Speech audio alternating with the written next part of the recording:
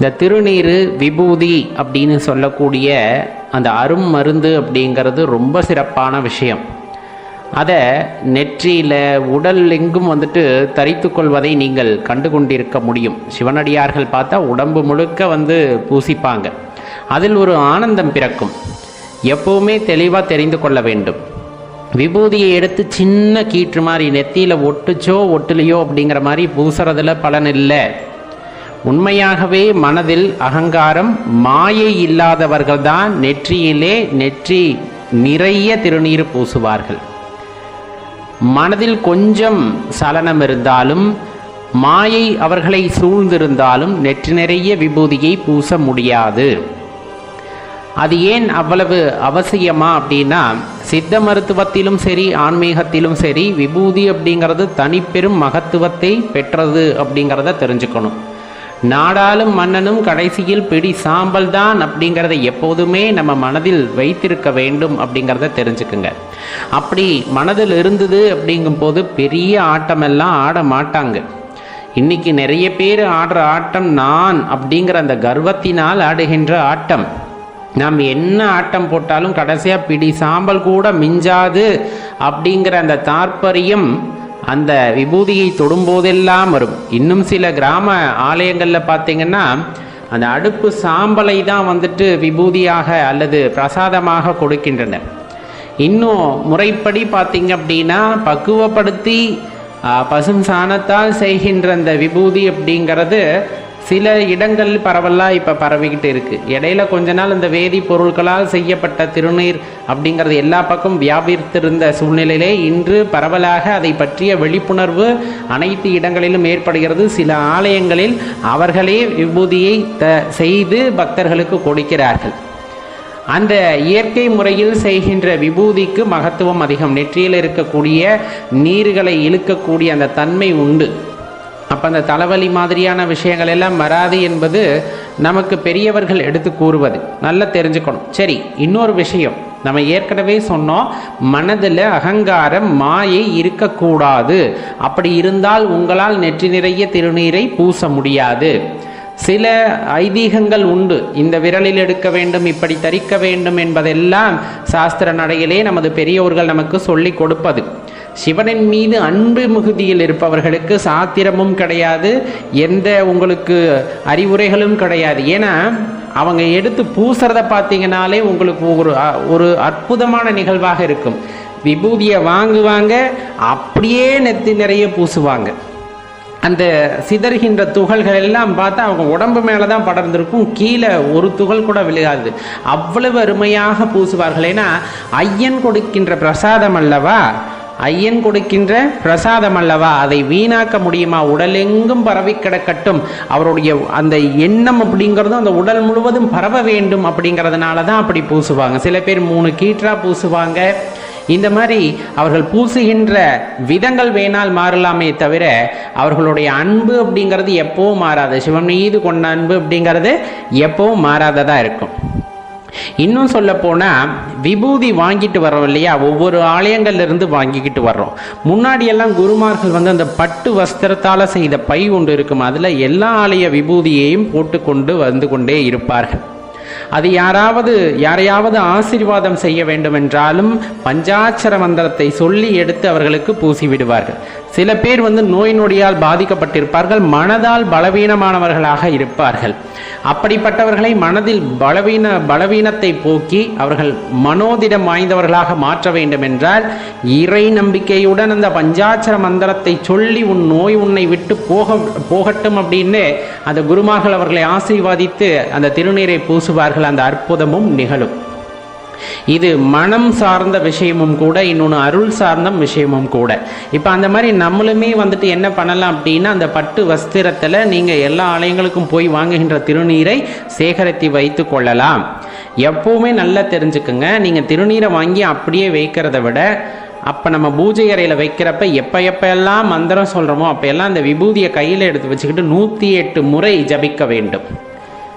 அப்பப்போ அதை கையில் எடுத்து வச்சு பஞ்சாட்சர மந்திரத்தை 108 முறை ஜபிக்க வேண்டும். அது அந்த விபூதியை உயிர் பொருளாக மாற்றும் அப்படிங்கிறதுல எந்த மாற்று கருத்துமே கிடையாது.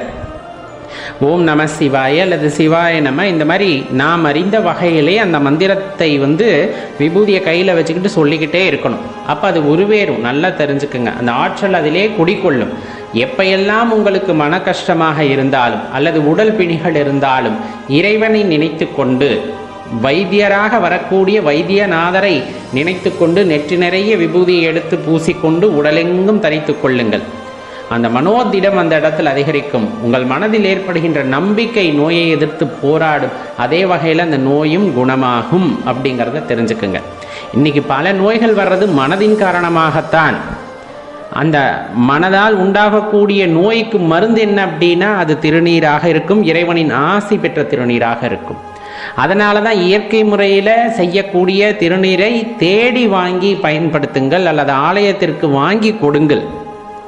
சில ஆலயத்திற்கு நம்மால் அதை அந்த ஆலயத்தால் இப்போ செய்ய முடியாத சூழ்நிலை பரவலாக இருக்கிறது அல்லவா, அந்த பூஜைக்கே அவர்களால் இயலவில்லை. அப்படிங்கும் போது அடியார்கள் முன் அந்த ஆலயத்திற்கு அந்த பசும் சாணத்தால் செய்யப்பட்டது, முறைப்படி செய்யப்பட்ட விபூதி கிடைத்தது என்றால் அதை வாங்கி ஆலயத்திற்கு கொடுங்கள். அங்கு வருகின்ற பக்தர்களுக்கு அது பயன்படும் அப்படிங்கிறத தெளிவாக தெரிஞ்சுக்கணும். இன்னும் சொல்லப்போனால் சித்த மருத்துவ கடையில் உயிர் சத்துக்கள் கலக்கப்பட்ட விபூதி இருக்கும் சில இடங்களில். சில பேர் அந்த உயிர் சத்துக்களை கலந்து விபூதியை தயார் செய்து வைத்திருப்பார்கள். ஆனால் அது பரவலாக எல்லாத்துக்குமெல்லாம் கிடைக்காது. அந்த மாதிரி விபூதியை வாங்கி பயன்படுத்தினீங்கன்னா நம்ம வாழ்க்கையில் எங்கே போனாலும் வெற்றி தான் அப்படிங்கிற மாதிரி இருக்கும். அது ரொம்ப அற்புதமான மருந்து சொல்லப்போனால். அது ஏதாவது உடல்நிலை சரியில்லைன்னா கூட எடுத்து கொஞ்சமாக நாக்கில் போட்டுப்பாங்க, இல்லைன்னா அதை எடுத்து நெத்தியில் கீற்று மாதிரி இல்லை அது நெத்தி நிறைய பூசிப்பாங்க. அது உடலெங்கும் பரவி இருக்கின்ற அந்த சூக்ஷ்ம உடலுக்கு ஆற்றலை அதிகரிக்க வல்லது உயிர் சத்துக்கள் நிறைந்த விபூதி அப்படிங்கிறது. அதை தேடி நம்ம வாங்கிட்டோ அல்லது செஞ்சுக்கிட்டோம் அப்படின்னா நம்மை வீழ்த்த ஆள் இல்லை அப்படின்ட்டு சொல்லப்படும். எப்படி? பக்தியில் வீழ்த்த ஆள் இருக்க மாட்டாங்க. ஏன்னா பக்தி மனம் நிறைய அப்படியே குளிர்ந்து இருக்கும். அந்த நேரத்தில் நம்மை பக்தியிலிருந்து வீழ்த்துவதற்கு நமக்கு யாரும் இருக்க மாட்டார்கள் அப்படிங்கிறத தெளிவாக தெரிந்து கொள்ள வேண்டும். குருவோட ஆசீர்வாதத்தின் காரணமாக எப்பொழுதெல்லாம் திருநீற்றை கையில் எடுக்கிறீர்களோ பஞ்சாட்சர மந்திரத்தை எடுத்து சொல்லிவிட்டு பின்னர் பூசுங்கள். நெற்றி நிறைய பூசுங்கள்.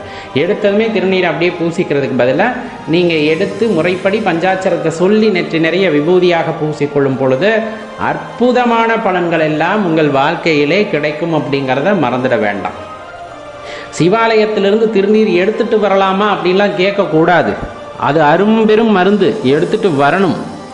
எடுத்துட்டு உங்களுடனே வைத்து கொள்ளுங்கள். எப்பொழுதெல்லாம் உங்களுக்கு கஷ்டமான சூழ்நிலைகள் வருகின்றதோ அப்பொழுதெல்லாம் அதை நெற்றியிலே தரித்து கொள்ளுங்கள்.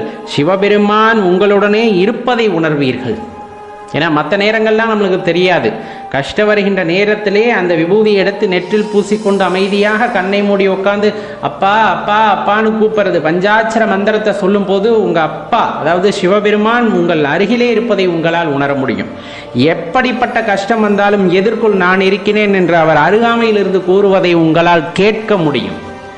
அதுக்கு நெற்றி நிறைய விபூதியை பூச வேண்டும், கழுத்திலே கண்டிகையை அணிய வேண்டும். அப்படி அணிந்தீர்கள் என்றால் உங்களால் இறைவன் பேசக்கூடிய அந்த வார்த்தையை கேட்க முடியும்.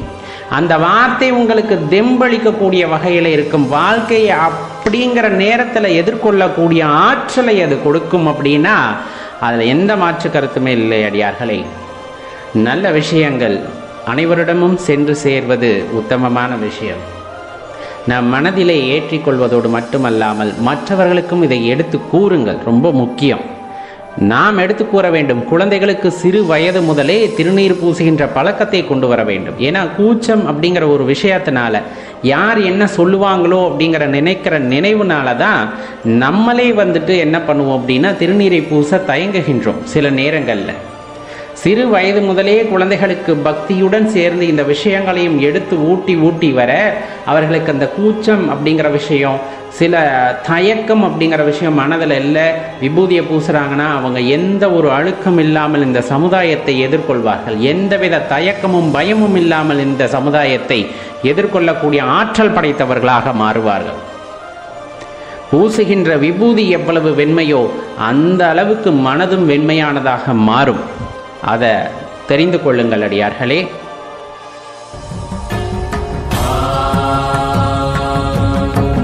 त्र्यम्बकम्